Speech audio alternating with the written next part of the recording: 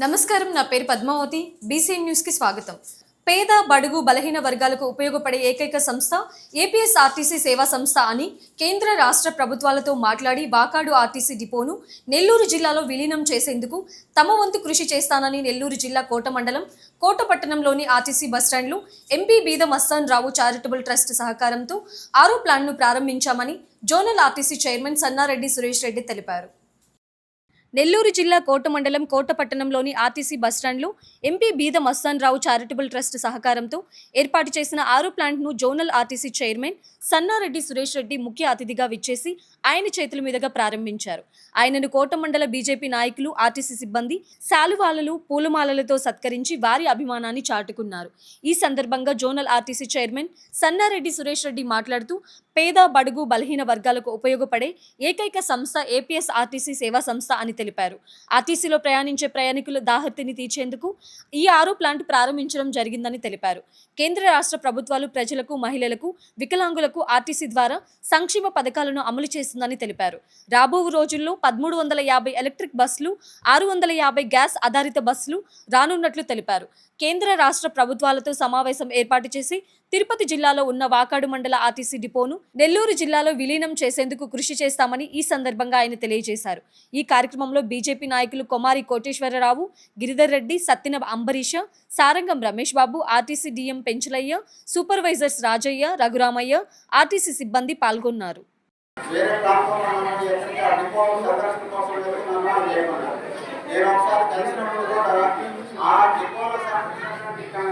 కార్మికులు ఎక్కువ మంది కూడా సురేష్ రెడ్డి గారు ఇంటికి కూడా చేస్తున్నారు.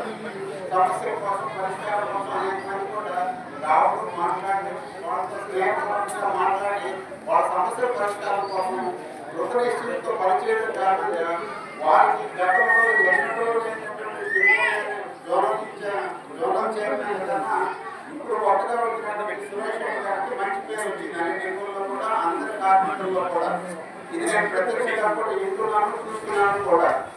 సో ఒక మంచి పని కోసం ఈరోజు ఇది చిన్న పని, ఇది పెద్ద పని అనే సమస్య కూడా లేకుండా నిర్వహించి ఈ ప్రాంతానికి రావడం, వదిలేకపోవడం, మాట్లాడుతూ కూడా సత్సంబంధాలు కలుపుకుంటూ ఏ సమస్యకి పరిష్కారం ఆ రోజే వెసులుబాటు కలిగించే విధంగా ప్రయత్నం చేస్తూ వారు ఈ కార్యక్రమాల్లో విజయం సాధిస్తున్నారు. వారికి మరీ నా పరిస్థితి శుభాకాంక్షలు తెలియజేస్తున్నాను. మరో ఇంకొక విషయం ఏంటంటే, మనం గోవిందపల్లి పట్టణపాలెం వరకు బస్సులు కాస్త ఎక్స్టెన్షన్ చేసినట్లయితే దానికి కూడా బస్సులు చేయమని అడుగుతున్నాం. గోవిందపల్లి వరకు రావాలి పట్టణపాలెం మా స్టూడెంట్స్ కావచ్చు, లేకపోతే ఎక్కువ తెలుసు గోవిందపల్లి దాకా వచ్చే బస్సు ఒక 3 కిలోమీటర్లు తల్లిపాలెం ఇక్కడ ఉన్నటువంటి ఆర్టీసీలో ఉన్నటువంటి ఎంప్లాయీస్ అందరూ, డ్రైవర్లు కానీ, కండక్టర్లు కానీ, వీళ్ళందరూ కూడా ఈ బస్ స్టేషన్ కూడా వాకాన్ని కూడా నెల్లూరులో కలపాలనేటువంటి వాళ్ళ కోరిక. దాన్ని లాస్ట్ బోర్డు మీటింగ్ లోనే నేను జనవరిలో జరిగినటువంటి బోర్డు మీటింగ్ 27వ తారీఖు ఈ విషయాన్ని వాళ్ళ దృష్టికి తీసుకొచ్చి, వీలైతే ఈ వాకాడు డిపోని నెల్లూరు జిల్లాకు అనుసంధానం చేయండి. ఎందుకంటే ఇది కడపలో దూరం అవుతుంది, తిరుపతి కూడా దూరం అవుతుంది. ఇప్పటికే గడప ఆ జోన్లో 57 డిపోలు ఉన్నాయి. వీటిని చూడడానికి కూడా సమయం కూడా సరిపోదు. అందువల్ల నెల్లూరులో ఉన్నట్లయితే మళ్ళా తిరిగి వాకాడు, కోట ఈ బస్ స్టేషన్స్ అభివృద్ధి చేసుకోవడానికి అవకాశం ఉంటుందని చెప్పేసి ఎప్పటి నుంచో నెల్లూరు జిల్లా ప్రజలతో సంబంధాలు, నాయకులతో సంబంధాల కారణంగా ఇక్కడ ఉద్యోగస్తులకు ఇది అవకాశం ఉంటుందని చెప్పడం జరిగింది. ఇది కూడా ఇప్పుడు వారం రోజుల్లో డెసిషన్ రాబోతుంది. ఆ రోజు బోర్డులోనే తీర్మానం చేశారు. నెల్లూరు ఈడీని, కడప ఈడీని మాట్లాడుకొని బడ్జెట్ డెసిషన్ తీసుకోమన్నారు. కడప ఈడీతో మాట్లాడారు, నెల్లూరు ఈడీతో మాట్లాడారు.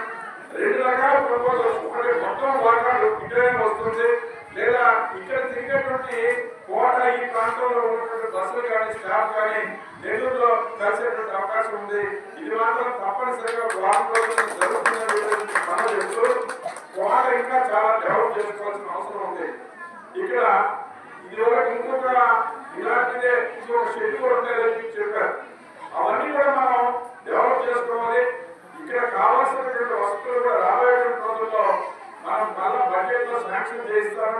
ఇక్కడ ఏది అవసరం ఉందో అవన్నీ కూడా మనం ఒక్కొక్కటిగా చేసుకుందామని తెలియజేస్తూ మరొక 5,000 మంది పరోక్షంగాను మొత్తం 50,000 మంది ఆంధ్రప్రదేశ్ లో ఉన్నటువంటి ఆర్టీసీలో పనిచేసుకుంటారు. అంతేకాకుండా ప్రతిరోజు కూడా 50 లక్షల మందికి పైగా గ్రామీణ ప్రాంతాల్లో పేద మధ్యతరగతి బడుగు బలహీన వర్గాలకి ఉపయోగపడేటువంటి ఏకైక సంస్థ ఏదైనా ఉంటే అది ఆర్టీసీ అని చెప్పి మనం చేస్తున్నాం. ఇవాళ ఆర్టీసీ అనేది ఎప్పుడు కూడా ఇవాళ మన కనుపూర్ జాతర వచ్చింది. అదే ప్రైవేట్ బస్సులుగా ఉన్నట్లయితే రేట్లు పెంచేస్తారు. కానీ ఆర్టీసీ అట్లా కాదు. మనకి పెద్ద పండుగ వచ్చినా లేదా క్రిస్మస్ వచ్చినా రంజాన్ వచ్చినా ఏది వచ్చినప్పటికీ కూడా ఎంతమందికి ఏ రకమైన జాతరలు పండుగలు పబ్బాలు ఏది వచ్చినా మినిమం రేట్ ఏదైతే ఉందో అది మాత్రమే ఇచ్చి ప్రయాణికులకి కనీస రేటుతో వాళ్ళకి సుఖవంతమైన గమ్యస్థానానికి ప్రయాణికులు చేర్చేటువంటి సేవా సంస్థ ఒక రకంగా. అందువల్ల ఇవాళ ఆర్టీసీని మనకి ఎన్నో రకాల ఉపయోగాలు, విద్యార్థులకు ఉచితంగా ఇస్తాం, మహిళలకి వాళ్ళు ఉచితంగా ప్రయాణం ఉంది, అదే రకంగా దివ్యాంగులకు ఉచితంగా ఇస్తాం. ఈ రకంగా సొసైటీలో అన్ని వర్గాల ప్రజలకు కూడా ఇది అందుబాటులో ఉంటుంది. ఇవాళ మనం చూసుకుంటా ఓలో బస్సులు ఉంటాయనుకోండి, అవి కేవలం హైవేలో మాత్రమే తిరుగుతుంటాయి. ప్రజలకి మారుమూల ప్రాంతాలకి ఇవాళ రవాణా సౌకర్యం ఉందంటే అది ఒక ఏపీఎస్ఆర్టీసీ.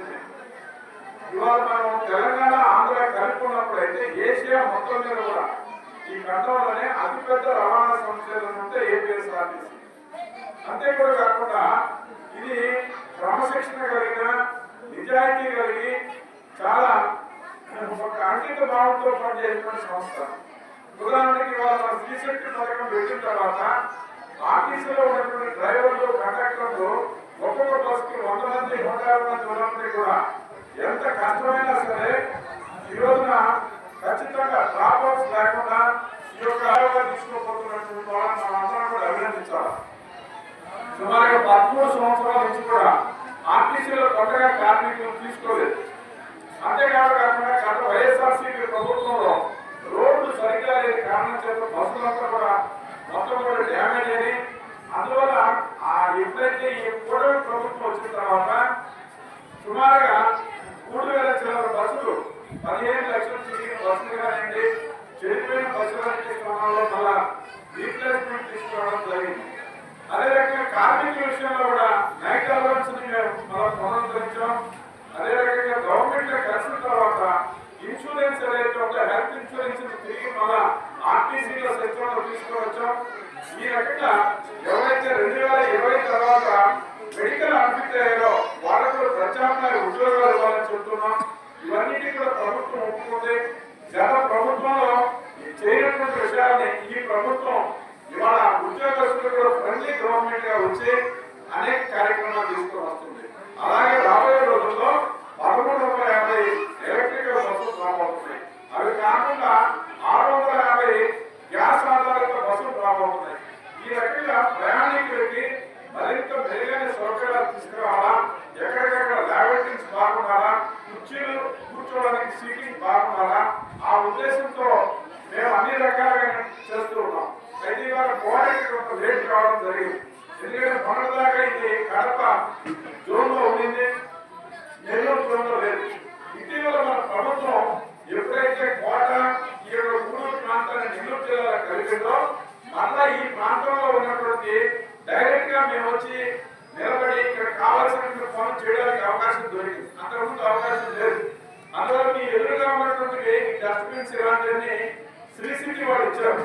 అదే రకంగా ఇక్కడ పేద మస్తానరావు గారి ఎంపీ ఆయన వాళ్ళ చారిటబుల్ ట్రస్ట్ నుంచి ఇవాళ ఈ యొక్క నీటి శుద్ధి ప్లాంట్ ఆర్ఓ ప్లాంట్ ఏదో ఇవ్వడం జరిగింది. ఈ యొక్క మా నెల్లూరు జోన్ లో 25 డిపోల్లో ప్రతి డిపోలో కూడా ఆర్ఓ ప్లాంట్ అంటే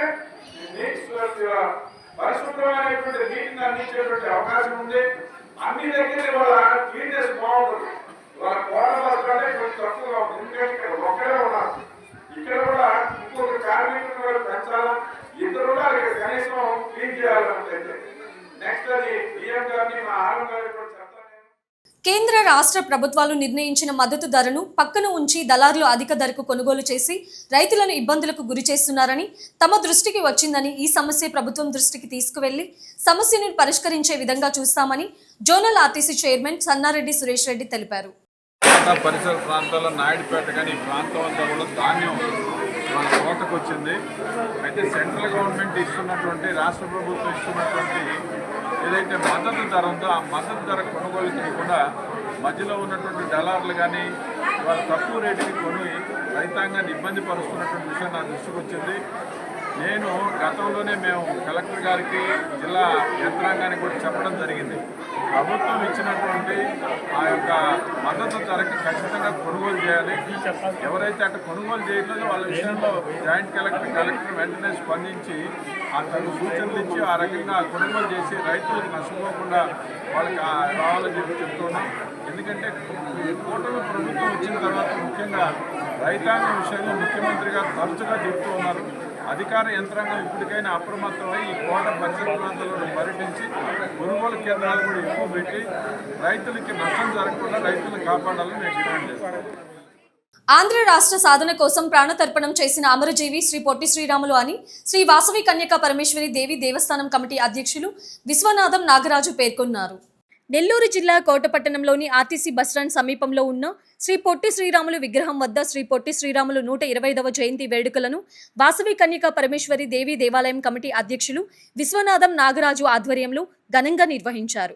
ముందుగా పొట్టి శ్రీరాములు విగ్రహానికి పూలమాలలు వేసి నివాళులర్పించారు. అనంతరం అందరికీ స్వీట్లు పంచిపెట్టారు. ఈ సందర్భంగా శ్రీ వాసవి కన్యకా పరమేశ్వరి దేవి దేవస్థానం కమిటీ సభ్యులు మాట్లాడుతూ శ్రీ పొట్టి శ్రీరాములు ఆంధ్ర రాష్ట్ర ప్రత్యేక ఏర్పాటు కోసం 58 రోజుల పాటు నిరాహార దీక్ష చేసి 1952 డిసెంబర్ 15న అమరజీవి అయ్యారన్నారు. తెలుగువారి కోసం ప్రాణత్యాగం చేసిన మహనీయుడిగా, ప్రత్యేక ఆంధ్ర రాష్ట్ర ఏర్పాటుకు కారకుడిగా ఆయన చరిత్రలో నిలిచిపోయారన్నారు. పొట్టి శ్రీరాముల జీవితం మనకు దేశభక్తి, త్యాగం, సమాజ సేవ, ఐక్యత, భాష, సంస్కృతి పట్ల గౌరవాన్ని నేర్పుతుందని, ఆయన్ని అందరూ ఆదర్శంగా తీసుకోవాలని పొట్టి శ్రీరాముల సేవలను కొనియాడారు. ఈ కార్యక్రమంలో శ్రీ వాసవి కన్యకా పరమేశ్వరి దేవస్థానం కమిటీ సభ్యులు పాల్గొన్నారు. 125వ జయంతి సందర్భంగా ఆయనకు ఘన నివాళులు అర్పించేందుకు ఇక్కడికి విచ్చేసినటువంటి మిత్రులందరికీ కూడా ధన్యవాదాలు.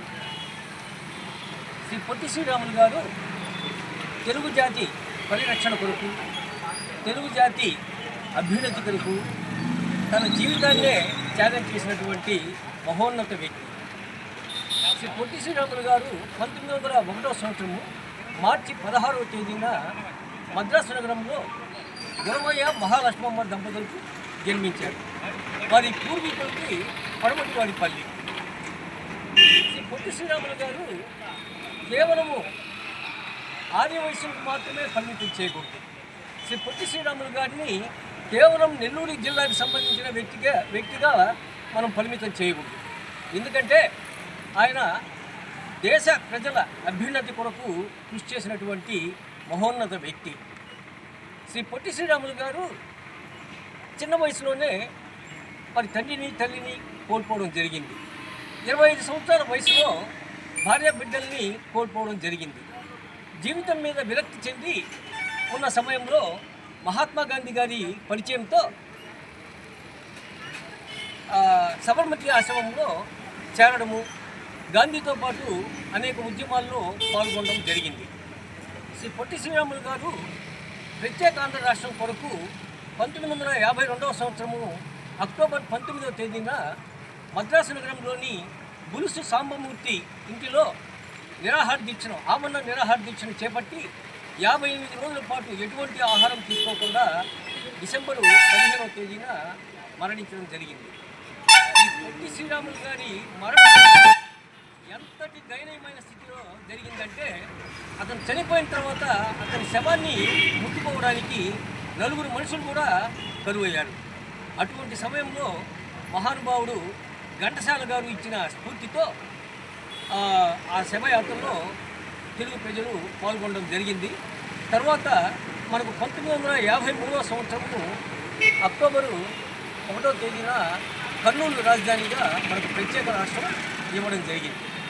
శ్రీ పొట్టి శ్రీరాములు గారు మహాత్మా గాంధీతో పాటు క్విట్ ఇండియా ఉద్యమము, ఉప్పు సత్యాగ్రహము అనేక ఉద్యమాల్లో పాల్గొని అనేక మార్లు జైలుకు వెళ్ళడం కూడా జరిగింది. తర్వాత నెల్లూరుకి విచ్చేసినటువంటి శ్రీ పొట్టి శ్రీరాములు గారు నెల్లూరు మూలాపేటలోని శ్రీ వేణుగోపాల స్వామి దేవస్థానం నందు 23 రోజుల పాటు నిరాహార దీక్ష చేసి దళితులకి ఆలయ ప్రవేశం కల్పించినటువంటి మహోన్నత వ్యక్తి. అటువంటి శ్రీ పొట్టి శ్రీరాములు గారిని, ఆయన చేసినటువంటి సేవల్ని మనం గుర్తుంచుకుంటూ ఆయన చూపిన మార్గంలో మనందరం నడుచుకుంటూ తెలుగు ప్రజల అభ్యున్నతికి కృషి చేస్తారని భావిస్తున్నాను. శ్రీ పొట్టి శ్రీరాములు గారు తిరుపతి జిల్లా వాకాడు మండల కేంద్రంలోని మండల పరిషత్ కార్యాలయం నందు ఇన్ఛార్జ్ ఎంపీడీఓ శ్రీనివాసులు, తహసీల్దార్ సయ్యద్ ఇక్బాల్ అమరజీవి శ్రీ పొట్టి శ్రీరాములు 125వ జయంతి వేడుకలను నిర్వహించారు. ఈ సందర్భంగా శ్రీ పొట్టి శ్రీరాములు చిత్రపటానికి పూలమాలలు వేసి ఘన నివాళులు అర్పించారు. అనంతరం వారు మాట్లాడుతూ శ్రీ పొట్టి శ్రీరాములు తన ప్రాణత్యాగంతో తెలుగు రాష్ట్రం సాధించిన మహనీయుడని, స్వాతంత్ర్య సమర యోధుడు, బడుగు బలహీన వర్గాల హక్కుల కోసం పోరాడిన అమరజీవి పొట్టి శ్రీరాములు అని, ఒక వర్గానికి ఒక ప్రాంతానికి చెందిన నాయకుడు కాదు అని, తెలుగు ప్రజలు ఉన్నంతకాలం ఆయన త్యాగాన్ని స్మరించుకుంటారని తెలిపారు. ఈ కార్యక్రమంలో రెవెన్యూ మరియు మండల పరిషత్ కార్యాలయం సిబ్బంది పాల్గొన్నారు. పొట్టి శ్రీరాములు గారి జయంతిని ఆంధ్రప్రదేశ్ రాష్ట్ర పండుగగా నిర్ణయించి అన్ని ప్రభుత్వ కార్యాలయాలు కూడా అమరజీవి పొట్టి శ్రీరాములు గారి జయంతిని జరపమని ఆదేశించున్నారు. అందులో భాగంగా ఈరోజు ఇక్కడ వాకాడు మండల ఎంపీడీఓ మరియు తహసీల్దార్ ఆఫీస్ కార్యాలయ సిబ్బంది ఉమ్మడిగా ఈ కార్యక్రమాన్ని నిర్వహించడం జరిగింది.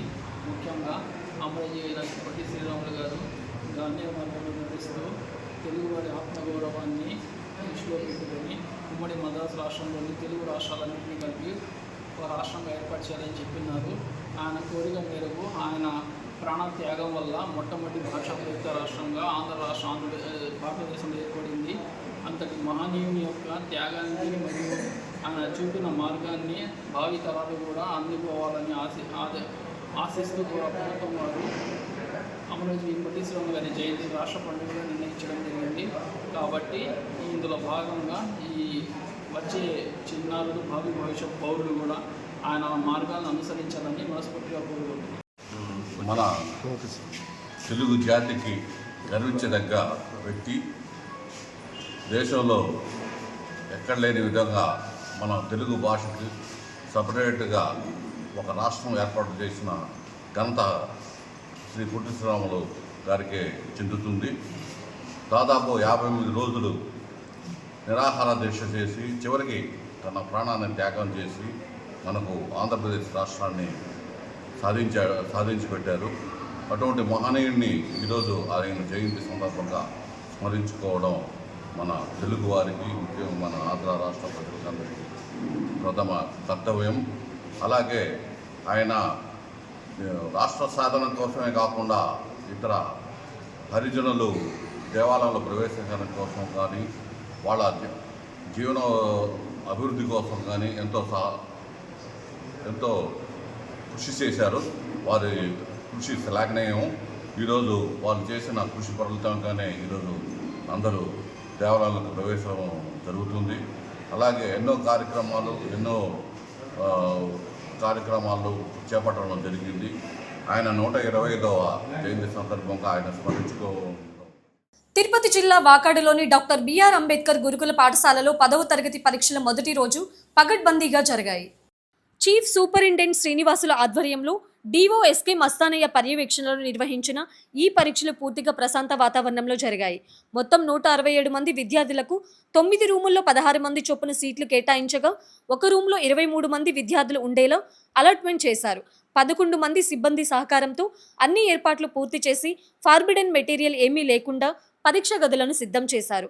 డిఓతో కలిసి తనిఖీలు నిర్వహించారు. ఎస్ఐ నిఖిల్ బాబు, ఏఎన్ఎం కొండమ్మ, ఎంఓఆర్ సయ్యద్ ఇక్బాలతో సమన్వయం చేసుకుని పోస్టల్ శాఖలకు లేఖలు ఇచ్చి పూర్తి సహకారం పొందారు. ప్రిన్సిపల్, ఉపాధ్యాయులు, సిబ్బంది సహకారంతో లైటింగ్, శుభ్రమైన బాత్రూమ్ సౌకర్యాలు, సౌకర్యవంతమైన టేబుల్స్, త్రాగునీరు వంటి అన్ని సౌకర్యాలను కల్పించారు. స్థానిక బందోబస్త్, ఫుడ్ పెట్రోలింగ్, లుకౌట్ల ఏర్పాటుతో మాల్ ప్రాక్టీస్లను పూర్తిగా అరికట్టారు.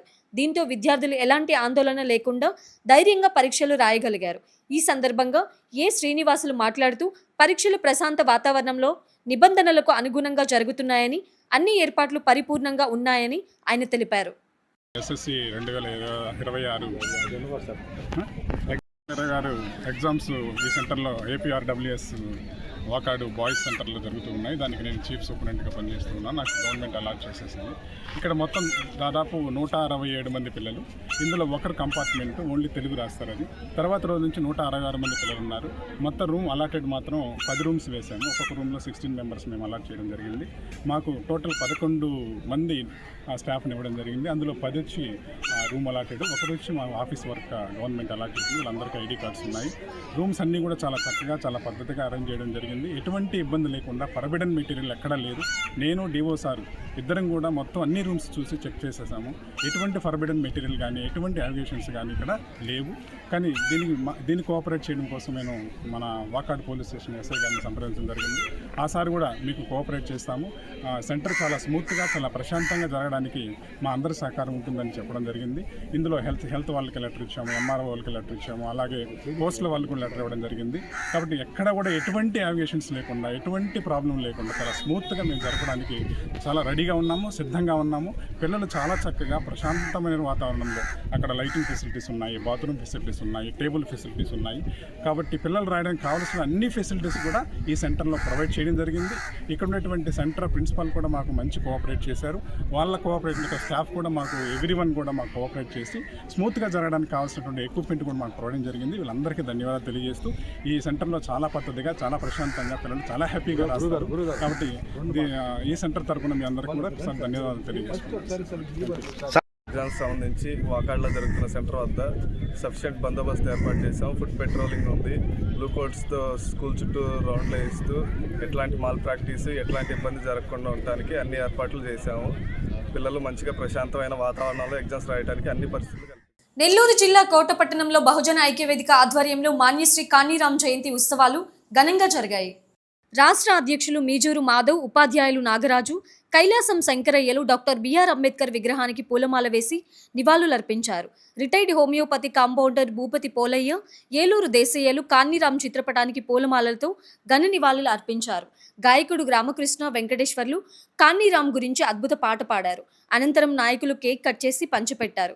భూపతి మోహన్ సాయి మాట్లాడుతూ 40 రోజులు 4200 కిలోమీటర్లు సైకిల్ యాత్ర చేసి అంబేద్కర్ బాటలో పయనించారని చెప్పారు. నాగరాజు బహుజన ఐక్యత కోసం కానీరామ్ త్యాగాన్ని కొనియాడారు. మీజూర్ మాధవ్ మాట్లాడుతూ కాశ్మీర్ నుంచి కన్యాకుమారి వరకు సైకిల్ యాత్ర చేసి బహుజన చైతన్యం నింపిన మహనీయుడిగా త్వరలో స్థానిక ఎన్నికల్లో రాజ్యాధికారం వైపు అడుగులు వేయాలని పిలుపునిచ్చారు. ఈ కార్యక్రమంలో బహుజన ఐక్యవేదిక నాయకులు రాజగోపాల్, బహుజన ఐక్య నాయకులు కొత్తూరు సుబ్రహ్మణ్యం, పాల మల్లికార్జునరావు, మీదూరు శ్రీనివాసులు, ఏలూరు దేశయ్య, కుదురు కోటేశ్వరరావు, మీజూరు రమేష్, ఇన్నమాల రాజముని, గాయం ప్రసాద్, మీజూరు చంద్రప్రకాష్, ప్రకాష్, తీపలపూడి శ్రీకాంత్, పవన్ తదితరులు పాల్గొన్నారు. బహుజనుల అందరికీ, గిరిజనులందరికీ, మైనారిటీలందరికీ, దళితుల అందరికీ విద్యా ఉద్యోగాల్లో సగం హక్కు ఉందన్నాడు. రాజకీయ పదవులకు చట్టాలను చూపించాడు. బ్రతికే ఉన్నాడు రో మన కాన్సీ రాముడు, బతికే ఉన్నాడు రో మన కాన్సీ రాముడు. మన దళితుల గుండెల్లో, గిరిజనుల ఆశల్లో, బహుజనుల బతుకుల్లో, ఈ సబలంలో నా సీఎంగా, జిల్లాలో నా ఐఏఎస్గా, బహుజనులు అందరిలో, గిరిజనుల అందరిలో, దళితుల అందరిలో, మైనారిటీలందరిలో ఎవరైనా ఒక్కరు ఉంటేనే మేలన్నాడు. రాజకీయ శక్తిగా ఎదగాలని పోరాడారు. ఎన్నో పోరాటాలు చేసి ఎన్నో రోజులు కడుపు కట్టుకొని అన్నం లేక కాల్చిపోయిన అన్నం తిని కాశ్మీర్ నుంచి కన్యాకుమారి వరకు సైకిల్ యాత్ర చేసినటువంటి వ్యక్తి ఎవరన్నా ఈ దేశంలో ఉన్నారంటే మాన్యశ్రీ కాశీరామ్ గారు ఒక్కరే.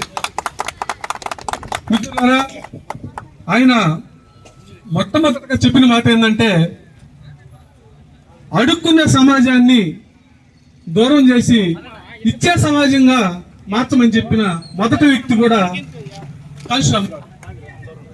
అయితే ఎన్నోసార్లు తను చేసిన ఉద్యమం కూడా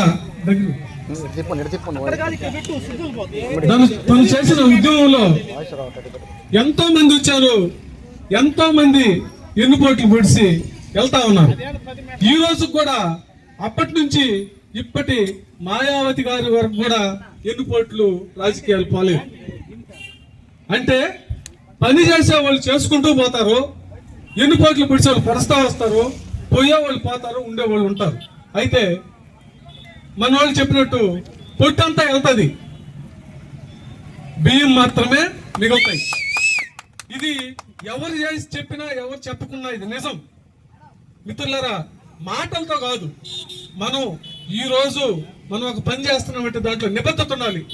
మనం మాట్లాడే మాట మన మనస్సాక్షికి చెప్పుకోవాలి, ఏ మాట అయినా. దీంట్లోనే కాళేశ్వరం గారు విజయం సాధించాడు. ఎంతమంది వెళ్ళిపోయినా, ఎంతమంది నిందలేసినప్పటికి కూడా ఆయన పందాన్ని వదలలేదు. ఆయన సంకల్ప బలంతో ఈ రోజు కూడా మనం 92 సంవత్సరాలు అయినప్పటికి కూడా ఈ రోజుకి మనం ఆయన తెలుసుకుంటున్నామంటే ఆయన చేసిన త్యాగం. ఆకలి కడుపుతో చేశాడు ఉద్యమాలు, ఆకలి కడుపుతో చేశారు ఉద్యమాలు అంటే బాబాసాహెబ్ అంబేద్కర్ గారు, నెక్స్ట్ కాళేశ్వరం గారు తప్పితే ఆకలి కడుపుతో ఎవరూ చేయలేదు. తర్వాత మనకు అమ్మ వచ్చింది, వాళ్ళ ద్వారానే వచ్చింది. అంబేద్కర్ గారి ద్వారా వచ్చింది, కాళేశ్వరం గారి ద్వారా వచ్చింది. ఈ రోజు బహుజనులకి ఒక రాజకీయ పార్టీ ప్లాట్ఫామ్ ఒకటి వేశాడు. ఆ ప్లాట్ఫామ్ మీదకి మనం అందరం పోవాలి, పోరాటాలు చేయాలి. ఈరోజు మనం ఎక్కడున్నప్పటికి కూడా మనం ఆయన స్థాపించిన బహుజన సమాజ్ పార్టీకి మాత్రమే మనం చేయాలి. ఈరోజు రకరకాల కుల సంఘాలు, రకరకాల సంస్థలు పెట్టుకొని ఉన్నారు. రండి, ఒక వేదిక మీదకి రండి. మన పోరాటాలకు ఫలితం ఎక్కడొస్తుంది? మనం రాజ్యాధికారం సాధించినప్పుడే. మనం రాజ్యాధికారం, నా అంతిమ లక్ష్యం రాజ్యాధికారమే అన్నాడు కాళేశ్వరం గారు. బాబాసాహెబ్ గారు కూడా అంతిమ లక్ష్యం రాజ్యాధికారమే అన్నాడు. మరి ఆ రాజ్యాధికారానికి పోకుండా మనం ఎన్ని పోరాటాలు చేసినా, ఎంత ఇరుసుకు పడ్డా అవి వేస్ట్. మిత్రులారా, ఖచ్చితంగా రేపు రాబోయే టైంలో స్థానిక ఎలక్షన్లు వస్తున్నాయి. స్థానిక ఎలక్షన్ తర్వాత ఎమ్మెల్యే ఎలక్షన్లు వస్తాయి. ఖచ్చితంగా మనం వీటికి సిద్ధంగా ఉండాలి. వీటికి సిద్ధంగా లేకుండా మనం అంబేద్కర్ గారిని కానీ కాళేశ్వరం గారిని చెప్పడానికి మనకు అర్హత లేదని చెప్పి తెలియజేస్తాము. మాట ఒకటి చెప్తాము, మన పని మనం చేసుకుంటున్నాం. ఇది తప్పు అని చెప్తున్నా. బాబాసాహెబ్ అంబేద్కర్ గారు నిజంగా వారసులమైతే, కాళేశ్వరం గారు నిజంగా వారసులమైతే ఖచ్చితంగా రేపు రాబోయే టైంలో మేము గ్రూపులో కూడా పెడతాం. ఎవరెవరు ఈ రాష్ట్రంలో లేదా ఈ నియోజకవర్గంలో, ఈ జిల్లాలో, ఈ 2 జిల్లాల్లో ఎవరెవరైతే పోటీ చేస్తున్నారో ఆ గ్రూపుల్లో మేము చేస్తున్నాం అని చెప్పేసి మీరు ఒక మెసేజ్ పెట్టండి. దాన్ని చూసి మీకు అన్ని విధాలా మీకు బహుజన ఐక్యవేదిక అండగా ఉంటుంది. ఖచ్చితంగా మనం రాబోయే టైంలో రాజ్యాధికారంతోనే మనం బయటపడదాం. ఖచ్చితంగా మన వాళ్ళని రక్షించుకోవాలంటే. ఈ వార్తలు ఇంతటితో సమాప్తం. తిరిగి ప్రసారమయ్యే బీసీ న్యూస్ లో మళ్ళీ కలుసుకుందాం. అంతవరకు సెలవు, నమస్కారం.